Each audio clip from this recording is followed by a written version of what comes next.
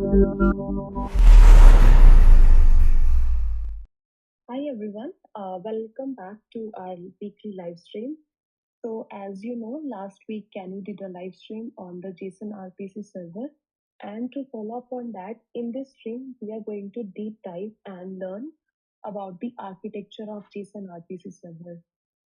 Basically, how each component fits together. So, before that, let's start with an overview of JSON RPC and what is its purpose in the Shardeum ecosystem.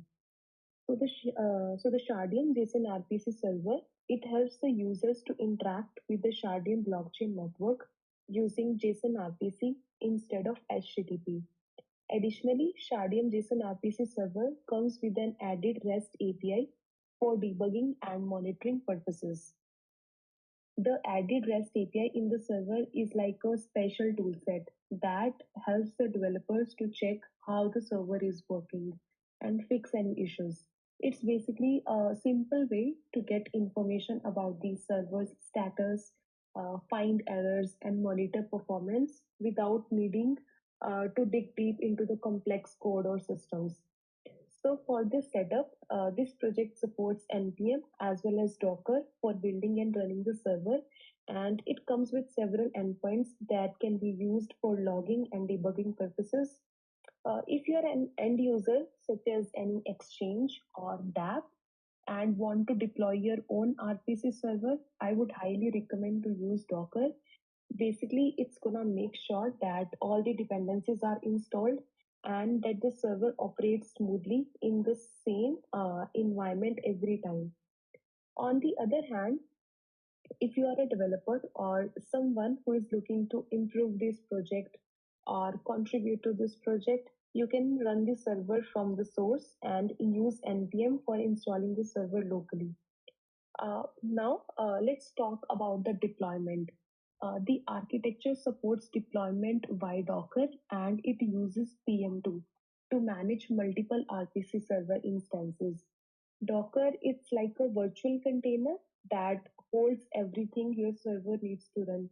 It ensures that the server runs consistently across the different computers or servers. So deploying through Docker means packaging the server and its dependencies into a Docker box that makes it easier to start and manage. PM2, it's a tool that helps keep your server running smoothly, especially when you have multiple instances running. It handles things like starting, stopping, and monitoring the server. So using PM2 to manage multiple RPC server instances means it's gonna help you to control and oversee the several copies of the server at once. It's gonna make sure that they stay online and also perform well. Uh, so this was a brief overview about the project JSON RPC server, how it's deployed, and how we are going to support. Now, let's check out some of the source code we have here. Let's see.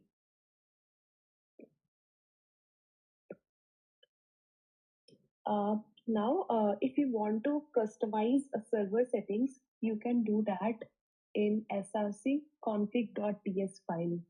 And there are few files mm, like whitelist.json. There is also blacklist.json.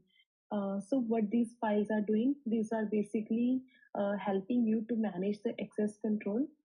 So in the blacklist.json file, you can list all the IP addresses or the domains that you want to block from accessing the server. In the whitelist.json, you can list all the IP addresses or the domains that you want to allow to access the server.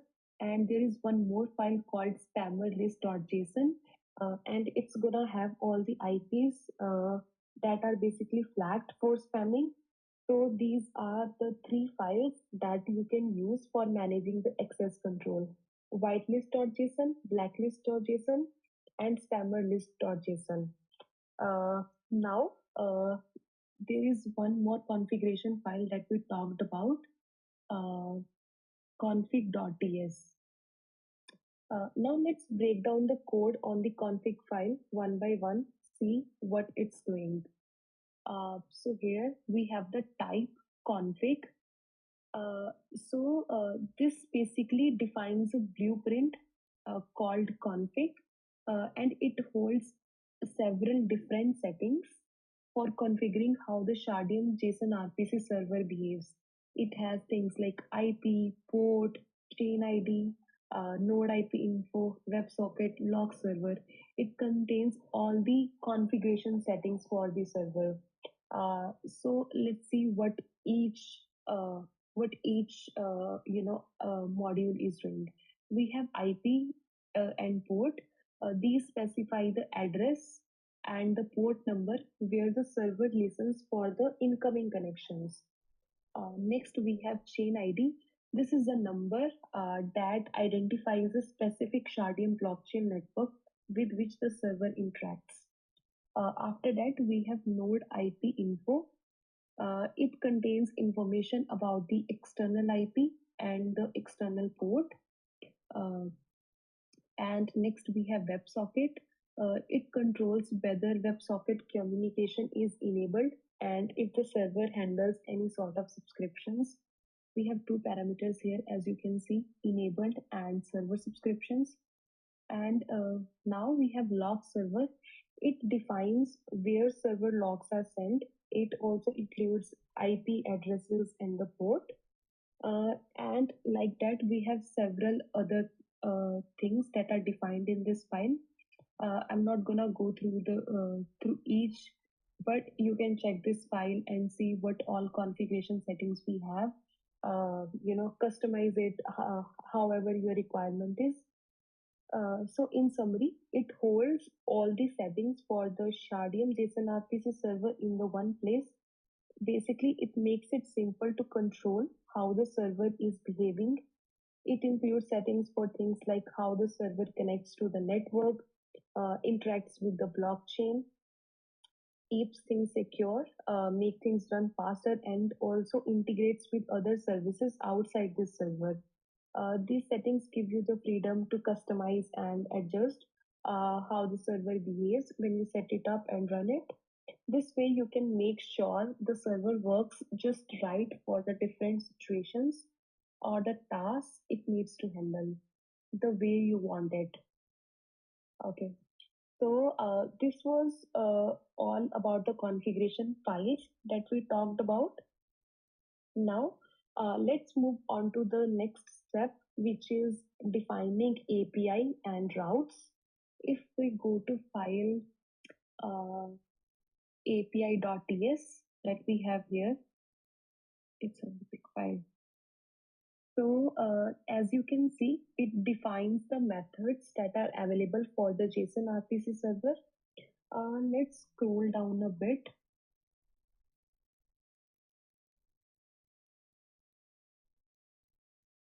Mm, okay. Okay. So as you can see, we have different functions defined here. I'm gonna just pick something from.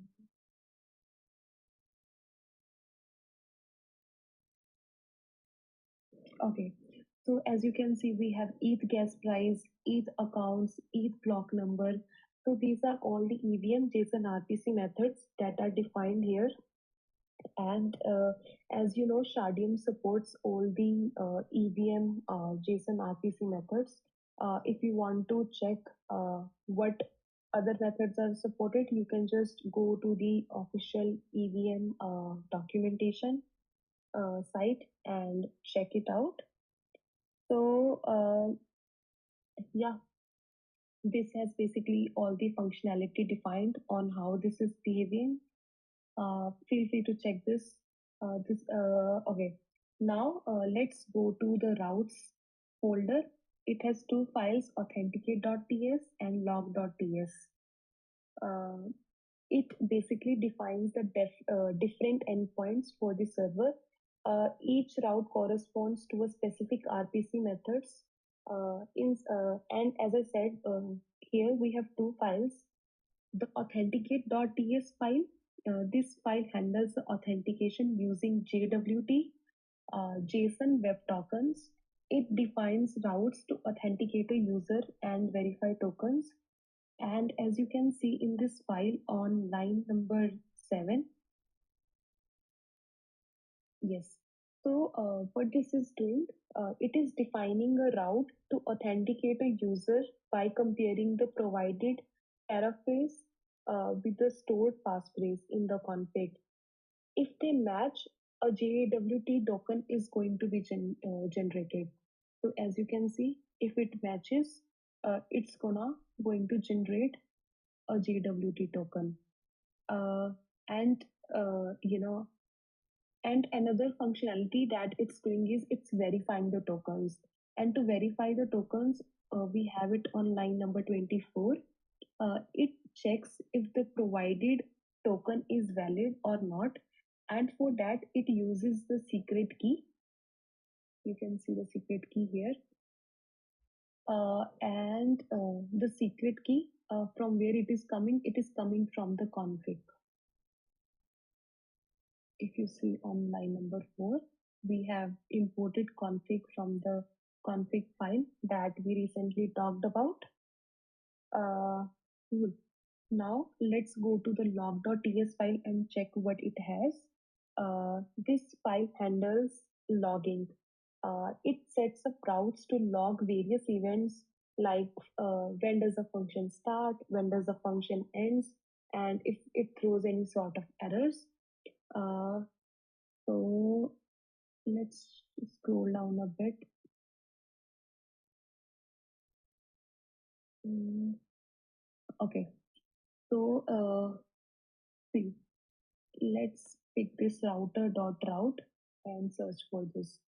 And if you can see, we have many instances of router.route in this file, like clean state table, TXS, we have clean TX table, star TX capture.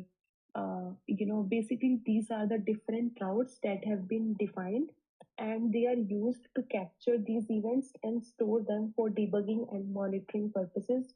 Basically, it helps the developers to monitor any sort of changes whenever you are running multiple instances. So at that time, this is highly beneficial. So that was about the routes. Now let's go to the WebSocket folder inside SRC and check out the index.ts file. So what this file is doing, it manages the WebSocket connections. If we scroll down and go here to line number 24, here we have a function called onConnection. This function sets up event listeners for the WebSocket, messages, and connection closures. And whenever a message is received, it attempts to parse the message as a JSON RPC request. Uh, if the message is valid, it's gonna process the request. If not, it's gonna handle the error appropriately. It also manages, closing connections and cleaning up all the subscriptions. So in summary, this file handles the WebSocket connections, parses and processes JSON RPC requests, manages Ethereum specific subscription, and sets up event handlers for managing the lifecycle of these subscriptions. Some examples of the EVM specific subscriptions include ETH subscribe, ETH unsubscribe. You can find these methods defined here. Um, yeah. So, for example, if the JSON RPC request is valid, this is going to parse the request. And if not, here we are going to say invalid RPC socket frame. So here we have defined a method on how it's going to handle the error for the different subscription methods. If we scroll down a bit, yes, here you can see we have defined each subscribe. It's gonna do the same for this method. Yes, and here we have each unsubscribe method. These are the two official main each JSON RPC methods. I know there has been defined more, but yeah, these are the two official ones that we have in this file. So till now, we have talked about configs, API routes, WebSocket management, and files that manage access controls like whitelist.json, blacklist.json, and spammerlist.json. This basic understanding is essential for understanding how the Shardeum blockchain network is interacting. Uh, so I have divided this live stream into two parts, part one and part two. This was the part one, and in the next live stream, we will continue exploring the architecture to see how everything is fitting together. In this live stream, we talked about different files and different folders, but in the next live stream, we will see, when the Shardium blockchain network starts, which file starts first, how it is interconnecting with each other, how every piece is fitting together to support this smooth blockchain operations. So yes, that's it for today's live stream. Thanks everyone for joining. In the meantime, I'm gonna check if you have any questions. You can also join our OSS devs channel on the Discord and check out the open source projects at github.com/shardium. Thank you. Thank you so much, Sonia. Let me just take a quick look at the chat. Yeah, sorry, my voice was a bit. It's all right. There are no questions for you in the chat at the moment. But yeah, thank you all for joining us. We are preparing for a couple of very good announcements that I know you will all be excited to hear in the next week and next coming weeks. We have some announcements that I think you would all be really happy about. So keep your eyes out for that. If you're not yet in the OSS Devs channel, please join us in that channel. That's where we have conversations around open source development and all the work we're doing. So you can find out a lot of other things that we have planned coming on. The other thing you could do is look at our events tab on the Shardeum Discord server. You will find out all the upcoming events that we have, so you can keep yourself up to date. And we don't take your attendance for granted for all our live streams. We are going to recognize all of these efforts in due time. So thank you all for joining us, and we hope to see you again the same time next week.